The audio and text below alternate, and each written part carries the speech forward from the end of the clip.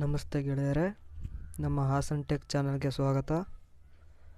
ಇವತ್ತಿನ ವಿಡಿಯೋದಲ್ಲಿ ನಾನು ನಿಮಗೆ ಹೀರೋ ಹೋಂಡಾ ಯಾವುದೇ 100cc ಮೋಟರ್ ಸೈಕಲ್ ಆಗಿರ್ಬೋದು ಅಥವಾ ಯಾವುದೇ 100cc ಮೋಟರ್ ಸೈಕಲ್ ಆಗಿರ್ಬೋದು ಅದರ ಇಂಜಿನ್ ಆಯಿಲ್ ಚೇಂಜ್ ಮಾಡೋದು ಹೆಂಗೆ ಅಂತ ಹೇಳ್ತೀನಿ. ನೀವು ನೋಡ್ತಾ ಇರ್ಬೋದು, ಇದು ಹೀರೋ ಹೋಂಡಾ CD100 97 ಮಾಡಲು 100cc ಇಂಜಿನ್ನು. ನೋಡ್ತಾ ಇರ್ಬೋದು ಇಂಜಿನ್ ಆಯಿಲ್ ಡ್ರೈನ್ ಬೋಲ್ಟು.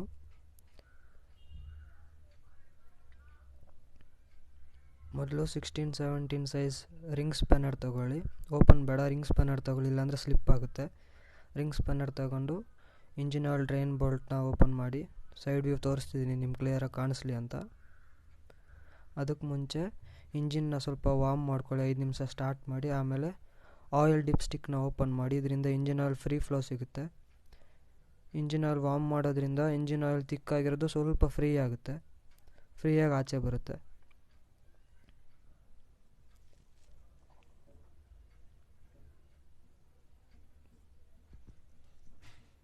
ಜಾಸ್ತಿ ಟಾರ್ಕ್ ಅಪ್ಲೈ ಮಾಡಬೇಡಿ, ನಿಧಾನಕ್ಕೆ ಓಪನ್ ಮಾಡಿ, ಇಲ್ಲಾಂದರೆ ಥ್ರೆಡ್ ಸ್ಲಿಪ್ ಆಗಿ ಡ್ಯಾಮೇಜ್ ಆಗೋ ಸಾಧ್ಯತೆ ಇರುತ್ತೆ.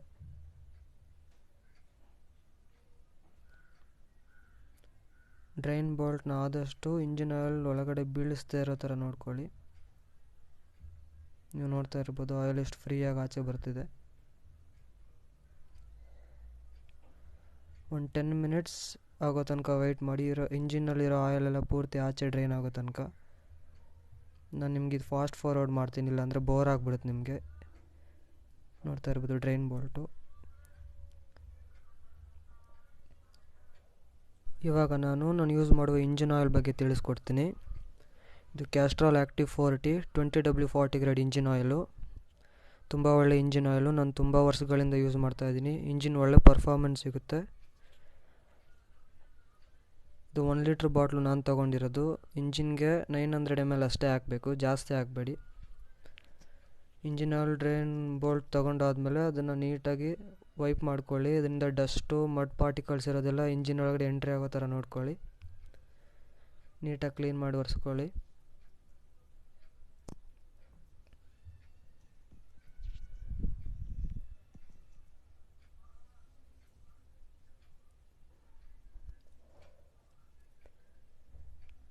ಅದಾದಮೇಲೆ ಇಂಜಿನ್ ಸೀಲೆಂಟ್ ಪೇಸ್ಟ್ ಬರುತ್ತೆ, ಇಂಜಿನ್ ಕ್ಯಾಪ್ಸ್ಗೆ ಹಾಕ್ತಾರಲ್ಲ ಅದನ್ನು ಸ್ವಲ್ಪ ಬಾರ್ಡ್ರಿಗೆ ಸ್ವಲ್ಪ ಪ್ರಮಾಣದಲ್ಲಿ ಹಾಕ್ಕೊಳ್ಳಿ, ಜಾಸ್ತಿ ಹಾಕೋಬೇಡಿ.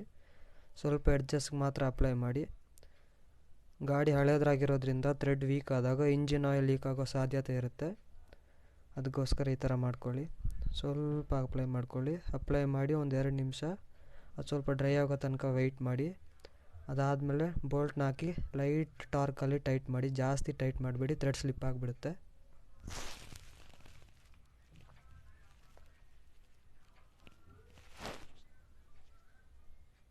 ನೀವು ನೋಡ್ತಿರ್ಬೋದು ಸ್ವಲ್ಪ ಡ್ರೈ ಆಗಿದೆ.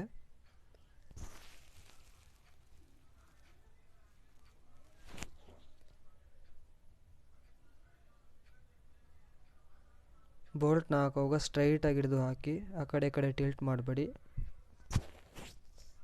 ಯಾಕಂದರೆ ನಾನು ತುಂಬ ಸಲ ಫೇಸ್ ಮಾಡಿದ್ದೀನಿ. ಸ್ಪಾರ್ಕ್ ಪ್ಲಗ್ ಬಿಚ್ಚುವಾಗ ಥ್ರೆಡ್ ಸ್ಲಿಪ್ ಆಗಿ ಥ್ರೆಡ್ ಡ್ಯಾಮೇಜ್ ಆಗಿ ಮತ್ತೆ ರೀಥ್ರೆಡ್ ಮಾಡಿದ್ದೀನಿ.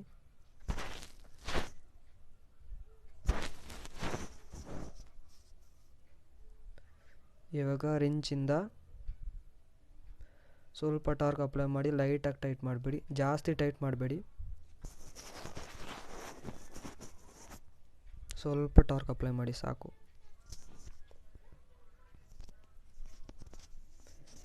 ಇವಾಗ ಡಿಪ್ ಸ್ಟಿಕ್ ಓಪನ್ ಮಾಡಿ ಅದನ್ನು ನೀಟಾಗಿ ಕ್ಲೀನ್ ಮಾಡ್ಕೊಳ್ಳಿ, ಹಳೆ ಆಯಿಲ್ ಅದರಲ್ಲಿ ಉಳ್ಕೊಂಡಿರುತ್ತೆ.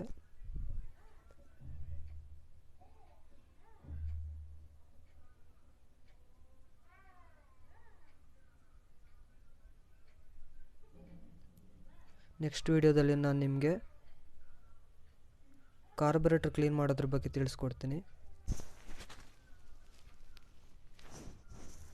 ಯಾವುದೇ 100cc ಮೋಟರ್ ಸೈಕಲ್ ಆಗಿರ್ಬೋದು. ಇವಾಗ ಡಿಪ್ ಸ್ಟಿಕ್ ಆಯಿಲ್ ಚೆಕ್ ಮಾಡೋದ್ರ ಬಗ್ಗೆ ತಿಳಿಸ್ಕೊಡ್ತೀನಿ. ನೀವು ನೋಡ್ತಿರ್ಬೋದು ಇದು ಅಪ್ಪರ್ ಎಂಡು, ಇದು ಲೋವರ್ ಎಂಡು. ಇಂಜಿನ್ ಆಯಿಲ್ ಯಾವಾಗಲೂ ಇವೆರಡರ ಮಧ್ಯನೇ ಇರಬೇಕು. ಕಾಣಿಸ್ತಿಲ್ವ? ಫೋಕಸ್ ಮಾಡ್ತೀನಿ. ಇದು ಅಪ್ಪರ್ ಎಂಡು, ಇದು ಲೋವರ್ ಎಂಡು, ಇವೆರಡರ ಮಧ್ಯೆ ಇರಬೇಕು ಇಂಜಿನ್ ಆಯಿಲು. ಅವೆರಡರ ಮಧ್ಯೆ ಹೆಂಗೆ ಒಯ್ಯೋದಂತ ನಾನು ತಿಳಿಸ್ಕೊಡ್ತೀನಿ. ಆಮೇಲೆ ಇಂಜಿನ್ ಆಯಿಲ್ ತಗೊಳ್ಳಿ, ಅದನ್ನ 70% ಕಂಪ್ಲೀಟ್ ಆಗೋ ತನಕ ಹಾಕಿ. ಇಲ್ಲ ಡೈರೆಕ್ಟಾಗಿ 900 ml ಬಾಟಲ್ ಸಿಕ್ಕಿದ್ರೆ ಡೈರೆಕ್ಟಾಗಿ ಪೂರ್ತಿ 900 ml ಹಾಕ್ಬೋದು.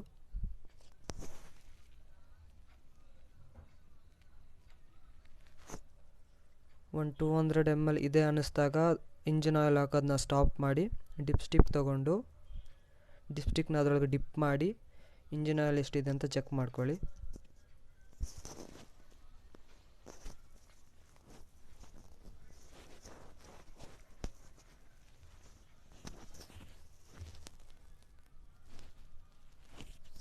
ಡಿಪ್ಸ್ಟಿಕ್ನ ಟೈಟ್ ಮಾಡಬೇಡಿ, ಸುಮ್ಮನೆ ಹಂಗೆ ಇಟ್ಬಿಟ್ಟು ಎತ್ತಿ ಮೇಲೆ. ಇವಾಗ ನೀವು ನೋಡ್ಬೋದು ಮ್ಯಾಕ್ಸಿಮಮ್ ಲೆವೆಲ್ ತನಕ ರೀಚ್ ಆಗಿದೆ.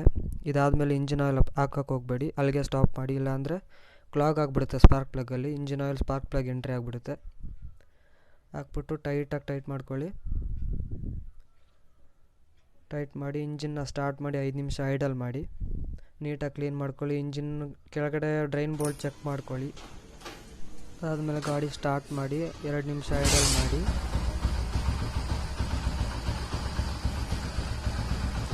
ನೋಡ್ತಿರ್ಬೋದು ಇಂಜಿನ್ ಸೌಂಡ್ ಎಷ್ಟು ಸ್ಮೂತ್ ಆಗಿದೆ ಅಂತ. ಸ್ಟಾರ್ಟಿಂಗ್ 500 ಕಿಲೋಮೀಟರ್ಸ್ ಆಗೋತಂಕ ಇಂಜಿನ್ನ ಸ್ವಲ್ಪ ಸ್ಮೂತಾಗಿ ರಫ್ ಮಾಡಬೇಡಿ.